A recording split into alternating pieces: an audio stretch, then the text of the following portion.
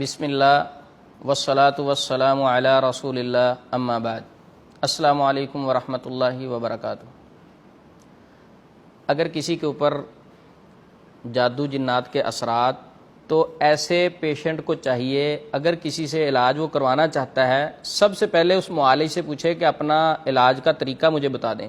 اس کے پاس سفر کر کے جانے کی بجائے 200 کلومیٹر سفر کر کے آپ اس کے پاس پہنچیں اور آگے وہ جادوگر نکل آئے۔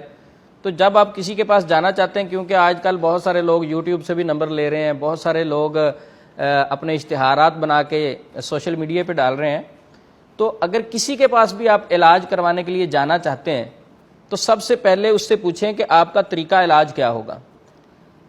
اگر وہ آپ سے مریض اور مریض کی والدہ کا نام پوچھے، نمبر 2 مریض کے کپڑے طلب کرے کہ اس کے پسینے والے کپڑے لے آئیں یا فریش لے آئیں، نمبر 3 مریض کی تصویر مانگے، نمبر 4 مریض کے پاؤں کی مٹی مانگے، نمبر 5 مریض کے بال مانگے، اس طرح کا کوئی آپ سے سوال کرے تو ایسے بندے کے پاس سفر کر کے جانے کی بجائے اس سے جان چھڑوائیں، کیونکہ وہ آپ کا خیر خواہ نہیں ہو سکتا، وہ جادوگر ہے۔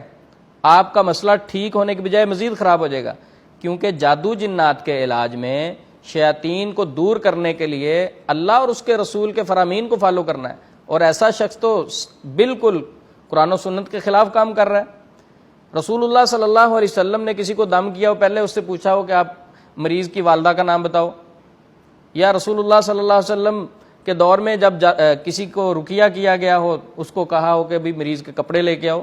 تو یہ سارے جو سمٹمز ہیں، علامات ہیں، یہ جادوگروں کی ہیں۔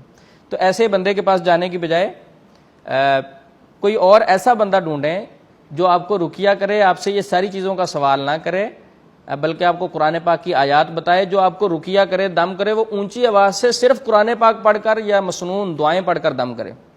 میں ایک چھوٹا سا واقعہ بھی سناتا ہوں۔ لاہور میں ایک گھر میں جانا ہوا، تو بہت شریف لوگ تھے، پڑھے لکھے لوگ تھے۔ انہوں نے ایک معالج کو گھر پہ بلایا، تو وہ سسٹر کہتی ہیں اس معالج نے کہا کہ آپ کے گھر میں تو بہت سخت جادو ہے، اس کا علاج کا طریقہ یہ ہوگا، ایک تو آپ کو ایک گھر کے ہر فرد کی ایک ایک قمیض دینی پڑے گی، اور دوسرا تصویر بھی دینی پڑے گی، اور والدہ کا نام بھی مجھے لکھوا دیں۔ پھر کیا ہوگا، میں گھر جا کے ایک عمل شروع کروں گا، ایک جن کا بچہ آپ کے گھر میں بھیجوں گا، وہ آپ کے گھر میں آ کے پڑھائی کرے گا۔ اچھا، اس کے آنے کا آپ کو پتہ کیسے چلے گا؟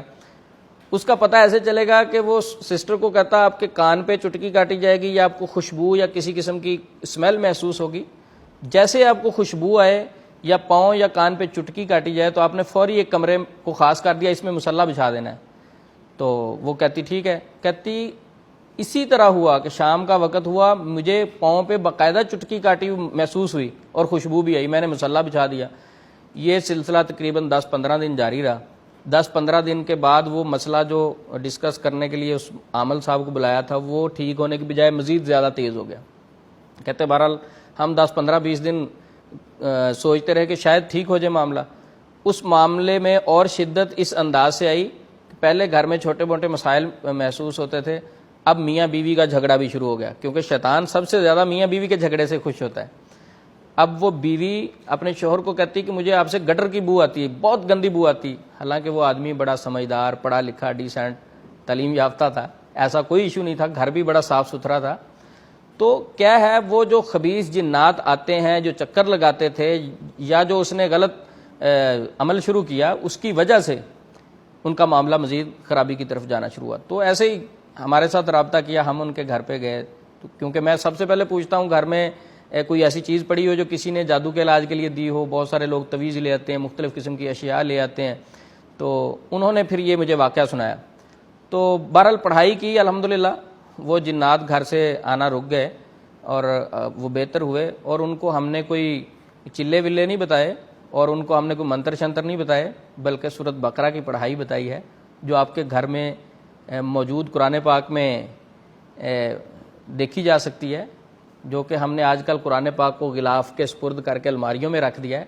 خدا را قرآن پاک روزانہ اپنے گھر میں کھولیں، بچوں کو بھی کہیں، خود بھی کہیں، نہ ایک سپارہ پڑھیں، ایک صفحے کی تلاوت کر لیں، 10 لائنوں کی کر لیں، لیکن روزانہ ہر روز ہمارے گھر میں ہر فرد کو قرآن پاک تو کھولنا چاہیے۔ جو اللہ نے ہمیں ایک کتاب بھیجی ہے، جو میسج دیا ہے، اور پتہ ہے کہ یہ کلام پڑھنے سے کسی کے پاس جانے کی بجائے یہ کلام پڑھنے سے جنات بھاگ جائیں گے، شیاطین بھاگ جائیں گے، بے برکتی ختم ہو جائے گی، سکون آئے گا، اس بات کا ہر مسلمان کو علم ہے. لیکن ہم ایسے لوگوں کے پاس جاتے ہیں کہ بابا جی آپ ہی کچھ کر دیں، میں نہ قرآن پڑھ سکتا ہوں، نہ نماز پڑھ سکتا ہوں، نہ میں نہیں کچھ کر سکتا، میرے پاس ٹائم نہیں ہے، کیونکہ میں دنیا داری کے پیچھے پڑا ہوا ہوں نا، میرے پاس ٹائم نہیں ہے. تو ایسے معالجین سے تب ہی جان چھوٹے گی جب ہم اپنے آپ کو خود عمل کی طرف لے کے آئیں گے، جب ہم اپنے آپ کو خود اللہ کے ساتھ جوڑنے کی کوشش کریں گے. جادو جنات اس بندے کے اوپر زیادہ آتے ہیں جو اللہ سے دوری اختیار کرتا ہے، اور جو اللہ کے قریب ہوتا ہے. حضرت عمر رضی اللہ عنہ نے کوئی چلے نہیں لگائے ہوئے تھے، شیطان دیکھ کے رستہ بدل جاتا تھا. وجہ کیا تھی؟ کہ دل میں اللہ کا ڈر اور خوف اور تقویٰ تھا. تو اس لیے میں آخر پہ یہی کہنا چاہوں گا، اگر آپ کسی سے علاج کروانا چاہتے ہیں یا کروا رہے ہیں، وہ آپ سے مریض کی والدہ کا نام پوچھے، مریض کے کپڑے مانگے، مریض کی تصویر کا سوال کرے، اور اسی طرح مریض کے پاؤں کی مٹی، مریض کے بال، کسی قسم کی کوئی چیز منگوائے. کیونکہ علاج میں شفا اللہ کے پاس ہے، ان چیزوں میں نہیں رکھی ہوئی. شفا تو اللہ نے دینی ہے. ہاں وہ اللہ کی کلام میں سے آپ کو گائیڈ کر دے، وہ رسول اللہ صلی اللہ علیہ وسلم کے فرامین سے آپ کو گائیڈ کر دے تو بالکل درست بات ہے، وہ عمل کریں. اگر ان چیزوں کا سوال کرتے ہیں تو اس علاج کو بند کر کے آپ شریعت اسلامیہ کے مطابق اپنا علاج شروع کریں.